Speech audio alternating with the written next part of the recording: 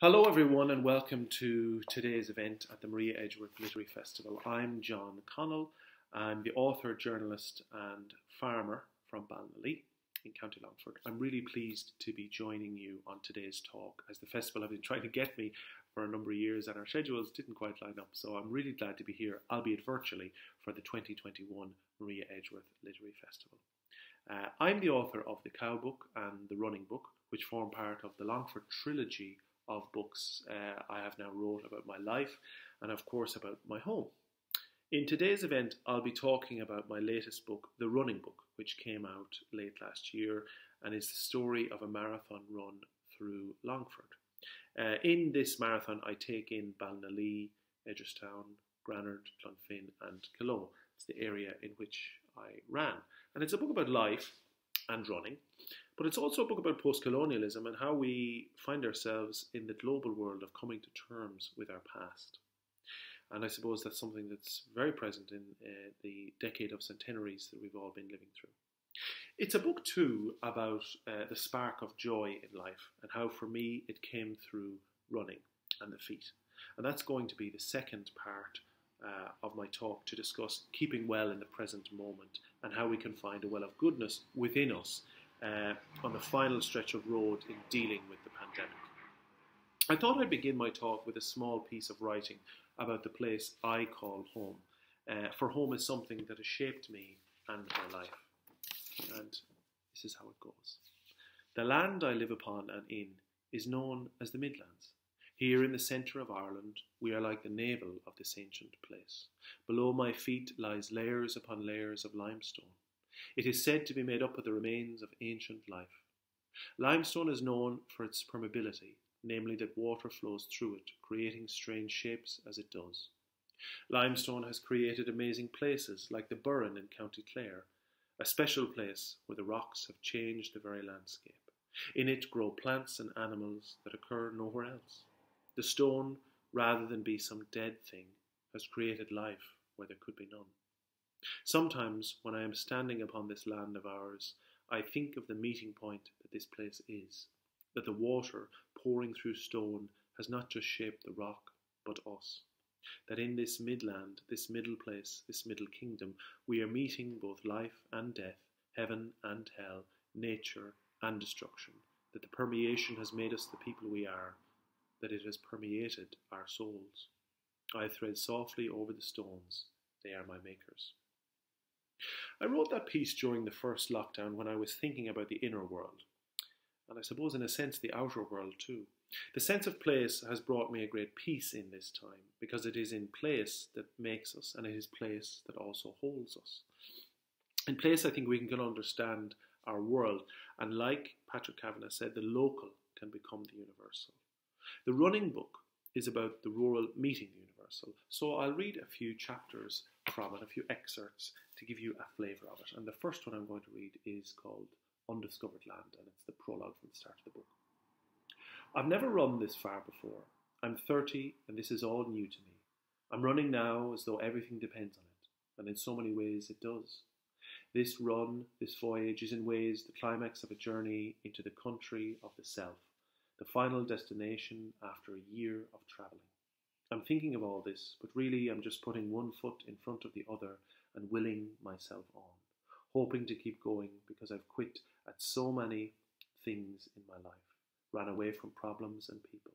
But right now this run is a way to make amends for all that. It might sound like magical thinking, and maybe in some way it is. All actions start in dreams and thoughts, and I've long held on to this one. I'm in the local forest of Derrycastle in rural Longford. It has snowed, and between the melting snow and puddles of water, I race now. My feet are wet, but I do not mind. My lungs are strong and firm, and I know and feel that at this pace I can continue for a long time. An hour more, 2 hours more, I am not sure. This is an undiscovered country. A man once said to me, you get to know yourself on a long run. In the end, he surmised, you realise you're a lot stronger than you think, and a lot more stubborn. Those words are haunting me now. They are every one of them true. Running and farming are two things I understand, two tangible things. With each passing day, progress is made. The cultivation of a crop or cow is like the tending of the garden of the self. Not much happens in a week, but in the culmination of weeks and months, real progress is made, real goals achieved. Everything starts in dreams and thoughts. The building of a farm, the building of a body, the writing of a book. We are, I think, in a way, the heirs of our dreams. The sweat on my face has dried and turned to salt, and when I lick my lips, I can taste it. It has been several hours since I have drank water. At times a craving comes to me for it, and then, like a lustful urge, it leaves again. I tell myself that soon I will stop and give in. There is a river and lake beside me, beside this old forest. Perhaps when all this is over, I will jump in, quench, and cool myself.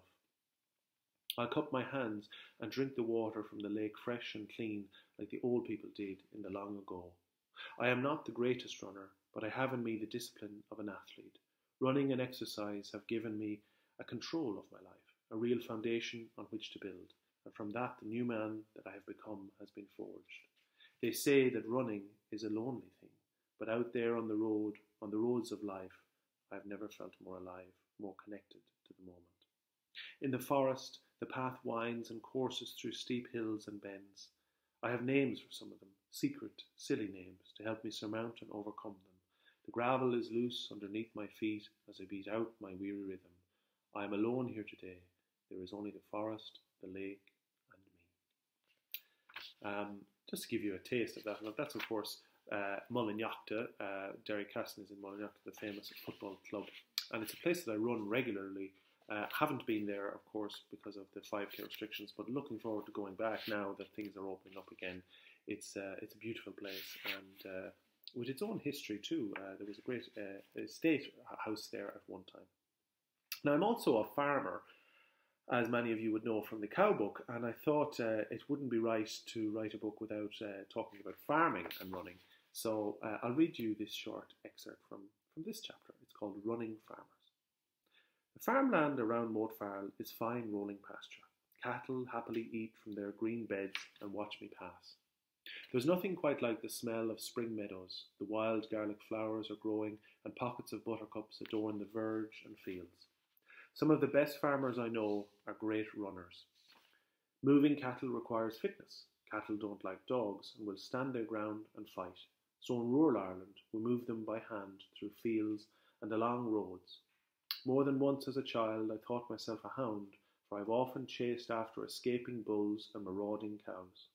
A cow can run flat out anywhere from 20 to 30 miles an hour. They can be slow to get moving, so your only hope is to set off before they do. You can't outrun them, or we can't outrun them, but we can outsmart them, and in the end, that's all we have going for us. In my youth, our farmland was not connected to our house, which meant as children we had to move them by hand to their summer pastures. This required a full mobilisation of my siblings, parents, bicycles, neighbours, and a good deal of running. It was a bovine fiesta. We would gather our troops on the chosen day, the children on bikes as my father and mother instructed us where to go. The cows waiting to be let out to their new summer grass would low excitedly from the farmyard, knowing what was to come.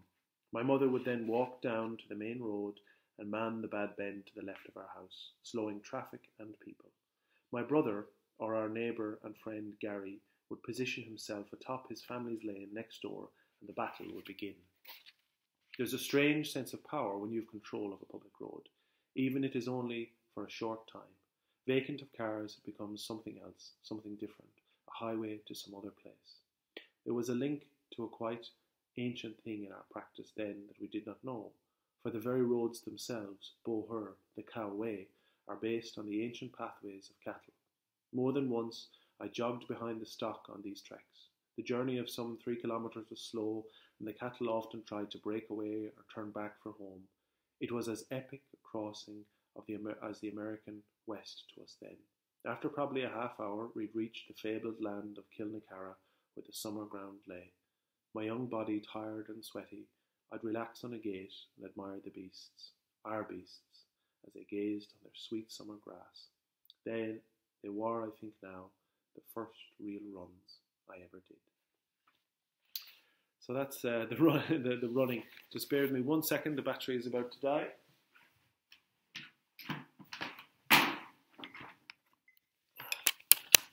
Technical fault there, folks, and my apologies. The final chapter is a little bit about Edgerstown, and it's about an area of Edgerstown and a story from Edgerstown that wouldn't be well known. So I'm going to share that chapter with you. The gods must be crazy.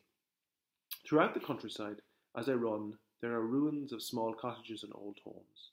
The simple stone shelters hark back to an older time in the country's past, a time when farmers and animals often lived together, when children died young and life itself could be raw and cutting.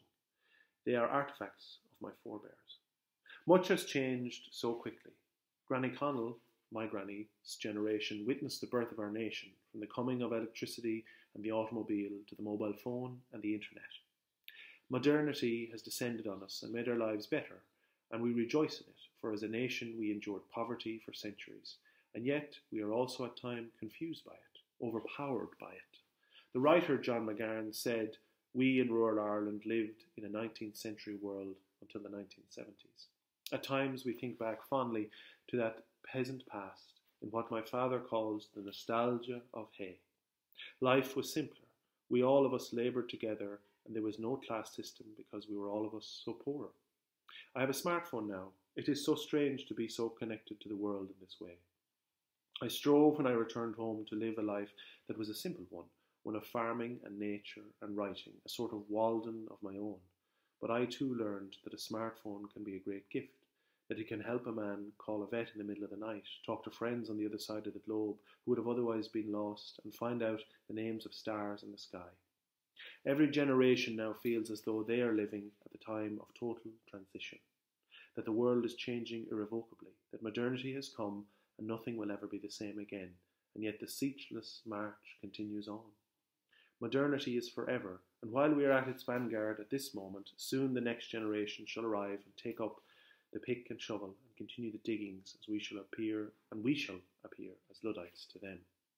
When George Edward Dobson, an Edgerstown-born anthropologist, sailed up the rivers of the Andaman Islands in 1872, he thought all of modernity was contained in him, that his view of the world was right, and that the savages of the great Andaman tribe he met were a shadow people, a lesser race. His views to us now seem barbaric and strange, but such is the wheel of time. Dobson, a British army surgeon, was posted to the islands off the coast of India in the 1870s, and his writings and photos contain some of the richest descriptions of the Andaman people from that time. The islands themselves hold a pivotal place in the story of man, for they are seen as a key stepping stone in the great coastal migration of the first humans from Africa. It is for this reason that its people look African and not Asian.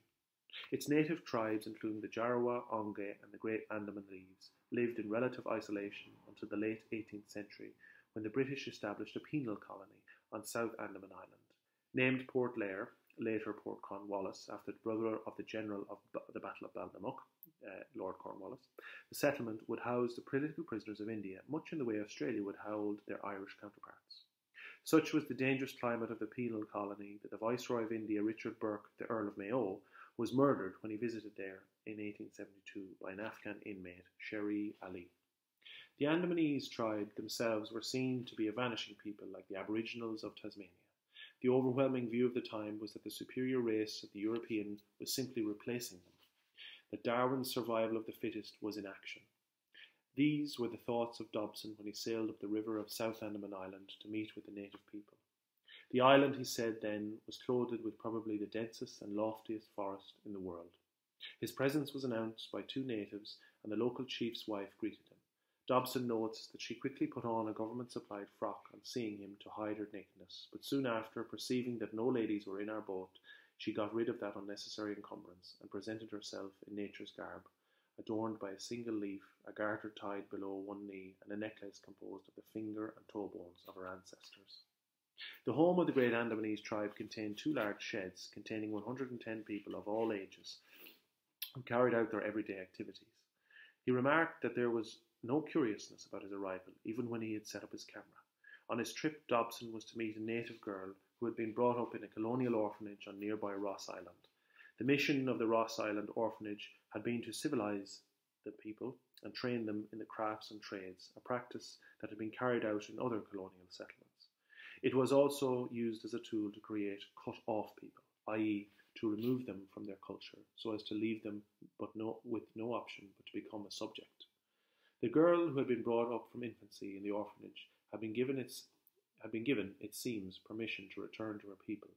It is here that Dobson remarks that this girl I have seen almost every day sitting in front of the schoolhouse, and on a Sunday at church, neatly dressed in white and her head covered with a fair quantity of black woolly hair. She was now destitute of clothes, shaved, and greased with a mixture of olive-coloured mud and fat, and married, wanting but the finger and toe-bone decorations to complete her toilet. To Dobson, the girl proved the unchangeable savage nature of their subject, in short, the backwardness of primitives. To me, it is simply a child who wanted to return to her home, a girl who had everything taken from her, trying to find her place in an altered world. It was a travesty. It was a homecoming. Dobson would never again venture into the world of anthropology. He became instead a zoologist and worked in the fields of bats, becoming a world expert before his untimely death. I wonder now, did he ever reflect on that trip years later in his English home, think back to the dancing and the welcome to this real and innocent contact? Modernity is a cruel and fickle thing. Its progress does not mean it is always right. The Andamanese have survived, though only number some 50 people from a once thriving community of thousands. Their new masters, the Indian government, have done what they can to help protect their dwindling culture. A run-on past yet another ruin. These houses that litter this landscape are reminders of our biography. I think of the lives that lived in them, of their own sorrows and struggles, that I write, that I think in the language of the victor is not lost on me. We are all of us like the long-dead young girl, searching simply for home in an ever-changing universe. So that's the excerpts from the book, and I hope you enjoyed them. And I particularly wanted to read the Edgerstown one because it's a story about Thompson that's not known. He was a figure that I discovered entirely by chance while researching the book in Los Angeles a couple of years ago. Now, the one thing that we do want to talk about too is building a well of positivity. And this is the second part of the talk, the keeping well. And I suppose the running book is all about keeping well, but also the nature of how do we get through this present time.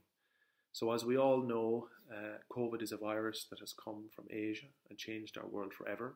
It's brought with it sweeping changes from around the world, and every country has become an outpost, and in a way every house has too. Looking back now, I can see that we all went through a collective experience in the first lockdown. There was a societal anxiety, a feeling of stress, and of course the obsessive checking of symptoms in the fear that we have contracted the virus. This collective anxiety was scary for some, but I'll be honest, as someone who has already faced some mental health difficulties myself in the past, I knew instinctively that I'd be okay. So how did I know that? I knew that because it was something that I had built, the well of positivity, and it was something to draw from. And as John O'Donoghue, the Irish spiritual writer, used to say, we have to keep beauty in our mind. And really, that's what the second part of the talk is all about, is keeping beauty in our mind and building the well of positivity. The stress we feel now as part of COVID can take many forms. Increased anxiety, feeling stressed, finding yourself obsessively checking for symptoms, feeling insecure and unsettled. So how do we combat that? Well, for me, one of the big things has been exercise. Walking and running, of course, has been a way to build a routine. And also for me, this year I returned to farming for a long period and didn't really take on any other work. I kind of centred myself in the lambing season and calving season on the farm. And it was something that allowed me to see not only new life coming into the world, but also to see beauty coming into the world. I think, that if we can, particularly now as the intercounty travel is going to open up, I'm dreaming about going to see the sea, which I haven't seen in over a year, to build the milestones in our lives to reaffirm the well of positivity. And I think that beauty, as O'Donoghue used to say, is a calling. Beauty is an obligation, and beauty is a way to bring wonder into our lives, but it's also a way to build that well of positivity to keep us healthy. I might finish, because I'm nearly out of time, with a short piece that I wrote recently in the nature of wonder, which was inspired by a small film crew when they came to visit me. Recently, I was interviewed for a television documentary pilot on nature.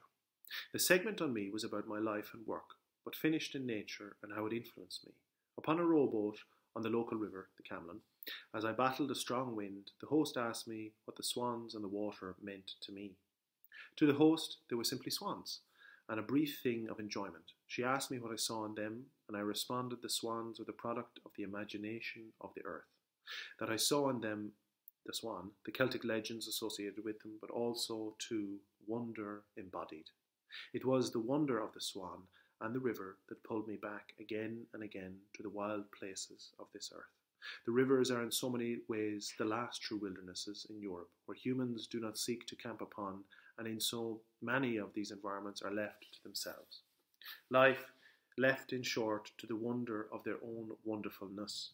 As the camera crew filmed us on a separate boat, and we tried to manoeuvre our craft to be filmed, the swans took to the air, and their wings gave that musical beat which can be mistaken for a song in itself. The cameraman had quickly turned around to get the shot, and as I could see, was caught in the reverie of that moment. When we all came together after the filming was done, he commented to me that that was a beautiful shot, that to him, in his work with the camera and lens, he had caught a moment of wonder, and that now it was preserved forever. I have long seen the birds fly, who hasn't?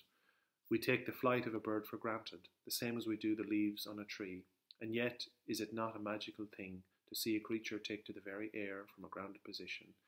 There is magic in flight, there is wonder in the air. Take the journey inside, folks. It really makes all the difference. Thank you for joining me as part of the festival today, and I hope you enjoy the rest. The book is available in all good bookshops now, and I look forward to the next event. Take care. Bye-bye.